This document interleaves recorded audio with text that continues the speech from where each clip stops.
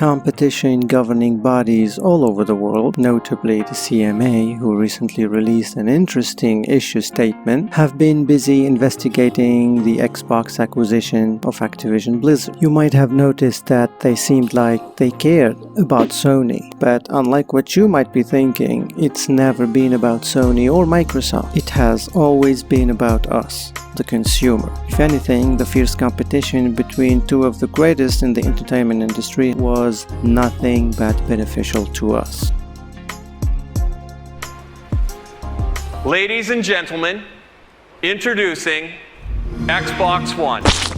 Let's not go back too far. With the catastrophic launch of Xbox One in 2013, they basically handed over the key of the city to Sony, leaving them unleashed and reigning supreme. The only way was the PlayStation way. Well, for starters, there is this £5 billion class action lawsuit filed by millions of claimants in the UK a few months ago. They accused Sony of overcharging their digital purchases, and this has been going on since 2016. Until 2019, Sony had been shutting every door on the possibility of crossplay, locking their users from playing games like Fortnite only on PS4. They believed it would result in revenue losses if they allowed their, at the time, huge player base to use their Epic accounts on any other platform, therefore losing potential payments to competitors. They would only give in after a backlash from the community and forcing publishers to pay royalties when PlayStation players spend a certain amount on other platforms. In 2019, Sony took it upon themselves to prevent retailers from selling download codes, an option that so many people resorted to that made Sony notice and decide to monopolize. People would buy digital codes at retailers for many reasons. Some users just don't have bank cards, or if they did, they didn't want to use them on PSN. No one could blame them. But this reign of terror, okay, that's overkill, didn't last for long, as Xbox saw an important restructuring.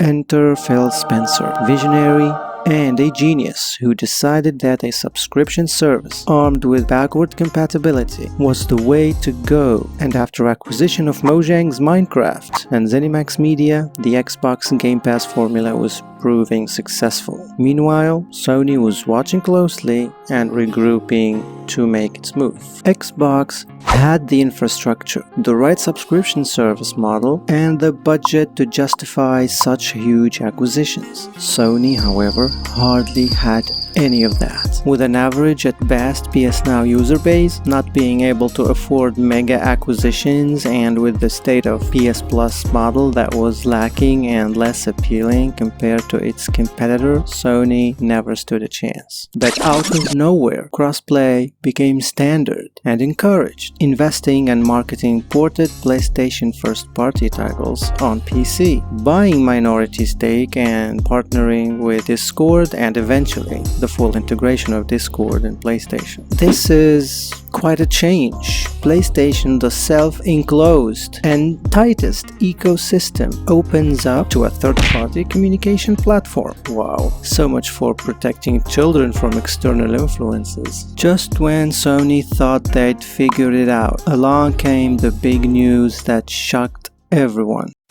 Microsoft announced today it will be buying the video game giant Activision Blizzard.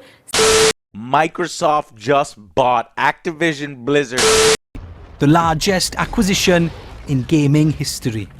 PlayStation, the single-player king, started to speed up the process of creating this lineup of live service project by acquiring companies that excels in this field. Bungie and Haven Studios, a safe switch project that will prepare them for the inevitable. So much change, amazing what competition can do. Being a fanboy and wishing the downfall of the competition is anti-consumer, because without competition, feedback and asking for a change will not matter, and we'll be stuck with the take it or leave it deals. Without Sony, we would still have an overpriced TV box. TV experience. TV and that happens to run games. And without Xbox, well, our children would have remained protected.